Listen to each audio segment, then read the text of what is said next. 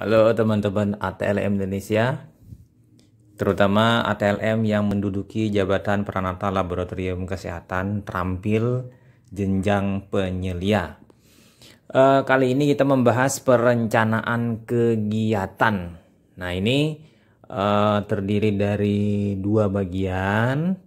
Secara ringkas kita bahas. Yang pertama konsep perencanaan kegiatan. Yang kedua perencanaan kebutuhan BAKHP.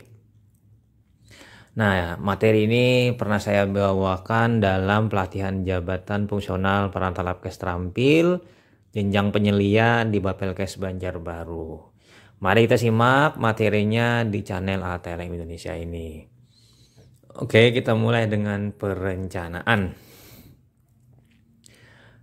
Menurut Siagian 1994, perencanaan adalah keseluruhan proses pemikiran dan penentuan secara matang daripada hal-hal yang akan dikerjakan di masa akan datang dalam rangka pencapaian yang telah ditentukan.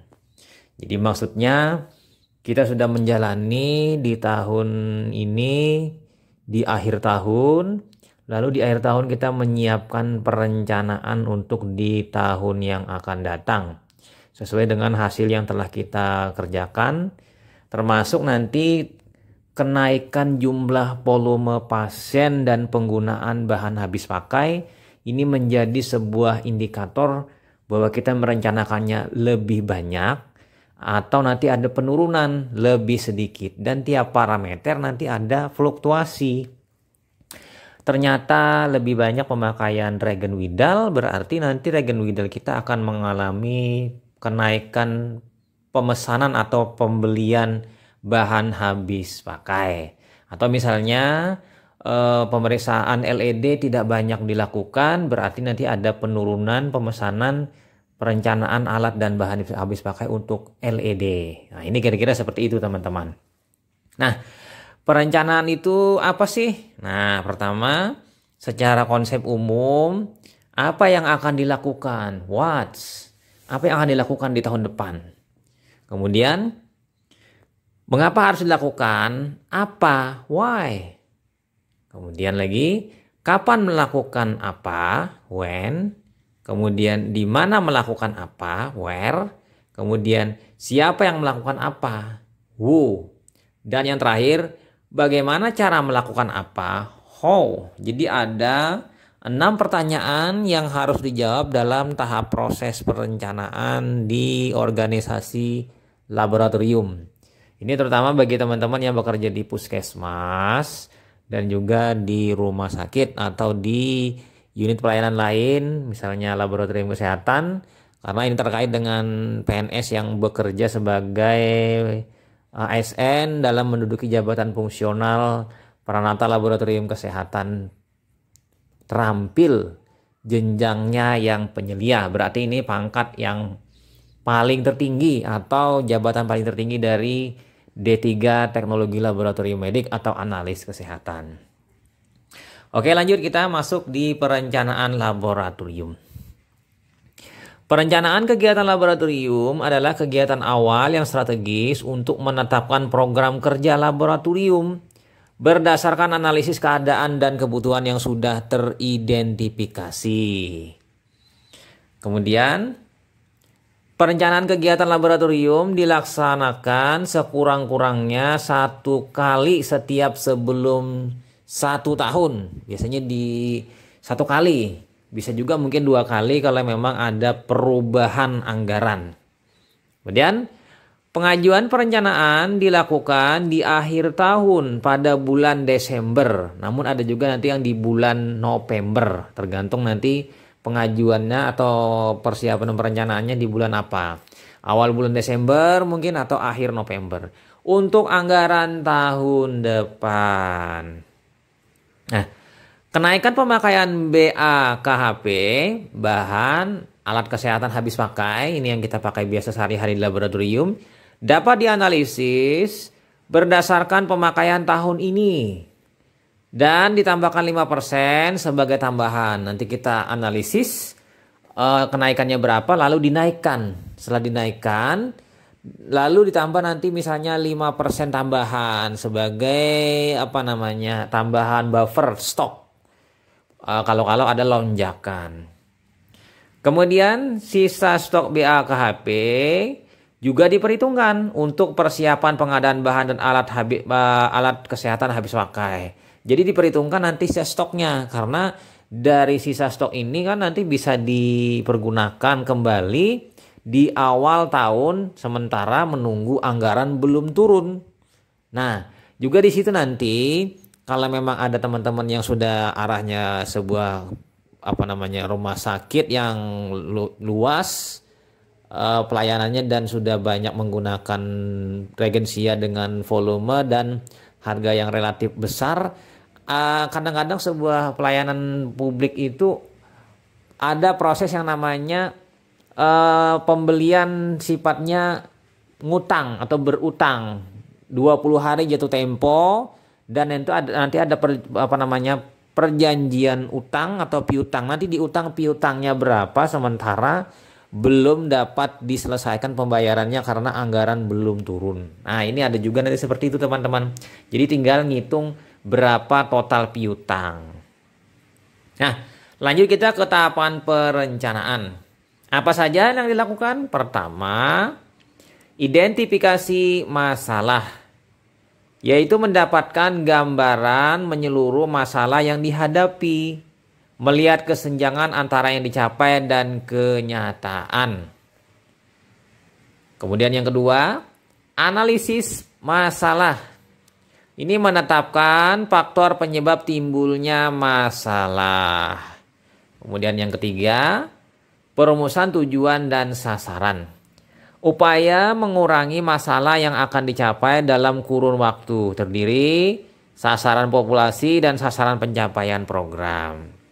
Dan yang keempat, uraian rencana persiapan kegiatan laboratorium, yaitu penjabaran dari rencana kegiatan laboratorium. Nah, kita masuk ke yang lebih spesifik, perencanaan kebutuhan BHP, bahan habis pakai. Ini khas sekali. Terutama ini untuk yang lebih dalam hal tidak begitu banyak namun jumlah itemnya banyak. Nah, ini adalah bahan yang diperlukan untuk kegiatan laboratorium ini secara umum seperti ini. Alat gelas objek, gelas penutup, kapas, spit, plester, lancet. Nah, ini kan persiapan untuk yang pra-analitik nih. Alkohol, wadah, pot urin, pot sputum, desinfektan, aquades, deterjen, bahan pengawet, minyak imersi, silol, kertas tisu, kertas saring, tip biru, dan tip kuning. Ini yang diperlukan, ya kan? Ini pasti sudah teman-teman memerlukan hal-hal yang seperti ini. Kemudian yang kedua, jumlah diperlukannya dalam bentuk waktu. Artinya berapa jumlahnya, dalam kurun waktu berapa. Nah, perkiraan kebutuhan pemakaian dalam periode 6-12 bulan lalu dan proyeksi jumlah pemeriksaan 6-12 bulan untuk tahun akan datang. Jadi misalnya 12 bulan yang dihadapi yang saat ini di akhir tahun, penggunaan objek gelas misalnya mencapai 300 kotak. Berarti kan kalau untuk tahun depan kita tinggal memperkirakan kelonjakan kenaikan pasiennya berapa. Lalu anggap setelah dihitung-hitung ternyata keluarnya 320 kotak. Nah, misalnya. Nanti kalau misalnya ingin lebih aman, kita tinggal menambahkan 5% dari itu tadi. Maka mungkin bisa naik menjadi 400 box misalnya. Nah, lalu lanjut, bahan diperlukan. Nah, volume atau jumlah. Dalam bentuk volume atau jumlah. Garam faal, lugol, iosin misalnya 2-3 tetes per slide. Hitung 2-3 per slide. Kemudian pewarna gimsa 3 ml per slide. Minyak imersi 1-2 tetes per slide. Metanol 1 ml per slide. Nanti diakumulasikan berapa slide yang akan kita periksa. Yang akan kita periksa dalam setahun jumlahnya 3000 slide. Berarti untuk imersi 3.000 dikali dengan 2 tetes. Berarti kan 2 kali 3 6. 6.000 tetes. Kalau 6.000 tetes dikonversikan ke dalam mililiter. 1 mililiter sama dengan 20 tetes. Berarti 6.000 dibagi 20. Nah, nanti itulah yang mililiternya yang keluar. 6 bagi 2 berarti 3. 30. 3 berapa? 30. 300 atau 30 mililiter. Nah, itu yang keluar nanti. Oke, seperti itu teman-teman.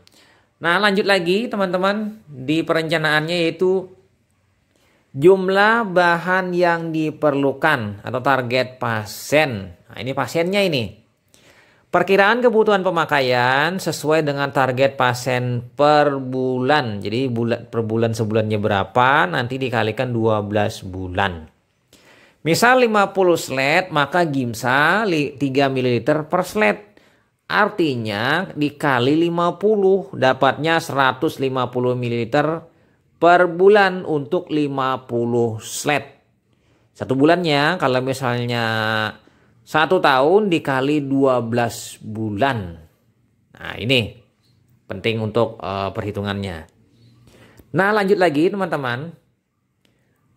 Tingkat persediaan atau sisa stok. Tingkat persediaan yaitu jumlah persediaan, yaitu jumlah persediaan minimum ditambah safety stock maksudnya. Jadi stok amannya ada plusnya. Jadi persediaannya tambah stok aman. Ya, anggap stok amannya 5% atau 10% ya, silahkan nanti teman-teman menyikapinya. Kemudian BHP cair bentuknya. Ini bentuknya yang kita lihat. Reagen pewarnaan, formalin 10%, buffer netral formalin, alkohol absolut 95%, 70%, aseton, silen, hairspray. Nah, ini kan yang dalam bentuk cair. Nah, sementara yang padat itu BHP-nya parafin atau wax, gelas objek, gelas penutup, kaset blok. Ini arahnya ke arah patologi anatomi ya. Nah, kemudian delivery time. Nah, ini penyampaiannya kapan ini? Lamanya waktu dibutuhkan mulai dari pemesanan sampai bahan diterima dari pemasok perlu diperhitungkan teman-teman. Nah, jadi ini penting karena kita menstok harus memperhatikan juga masa kadaluarsa reagen-reagen tadi, terutama yang bisa kadaluarsa. Contohnya reagen glukosa darah. Nah, yang tidak ada kadaluarsa misalnya objek gelas, ya tidak masalah. Lalu lanjut kita perencanaan kebutuhan peralatan laboratorium. Nah, yang pertama, jenis bahan diperlukan yaitu alat gelas, gelas objek, gelas penutup. Kemudian yang kedua, jumlah bahan diperlukan. Tadi jenisnya, ini bahannya. Perkiraan pemakaian dalam periode 6-12 bulan lalu, dan proyeksinya jumlah jumlah pemeriksaan untuk 6-12 bulan di tahun yang akan datang. Jadi dihitung 1 bulannya berapa dikali 12 bulan. Kemudian menghitung kebutuhan. Ini kaca slide untuk pemeriksaan tinja, peses kan, 2 kali. Ya kan?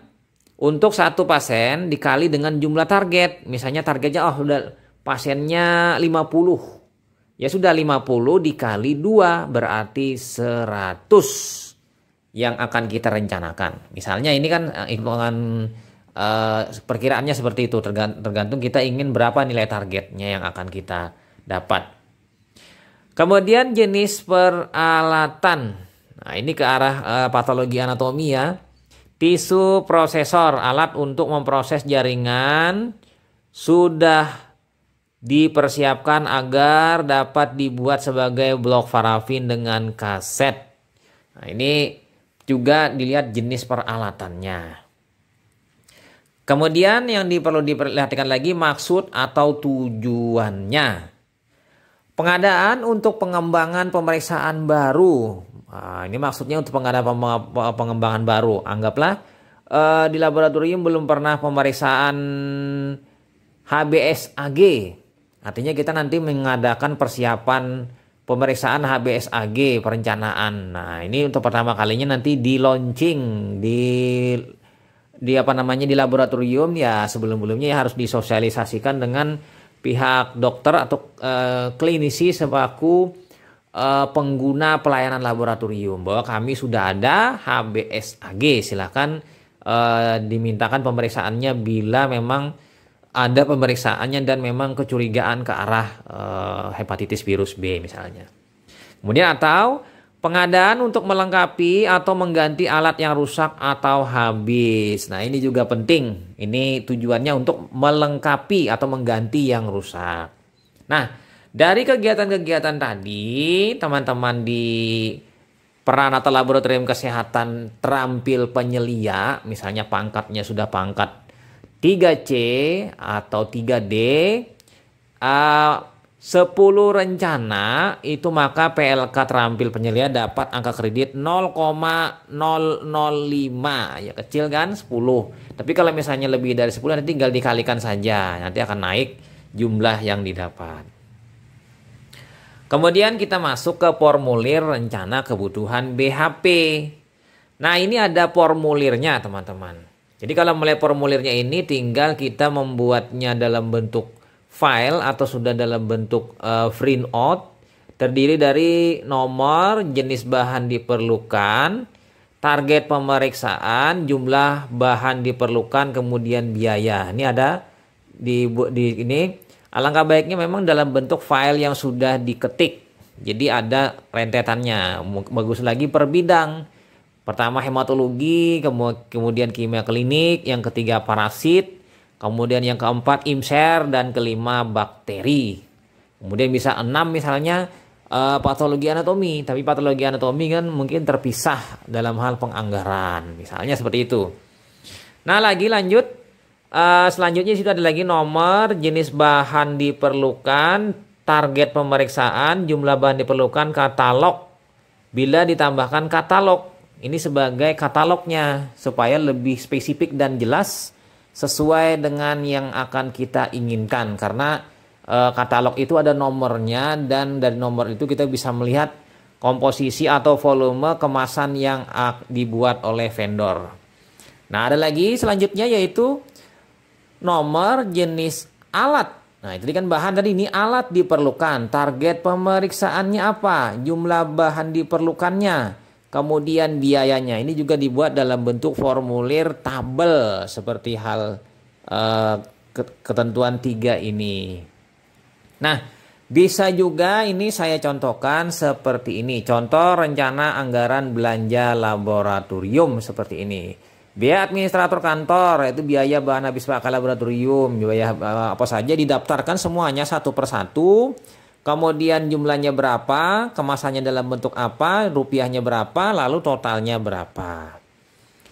Nah, kemudian lagi ini misalnya contoh lagi untuk rencana anggaran belanja laboratorium, misalnya nomor, kemudian nama reagensi atau bahan, jumlah barang satuan, harga satuan, harga plus PPN 10%, kemudian jumlah. Itu nanti ada keluar semuanya seperti itu.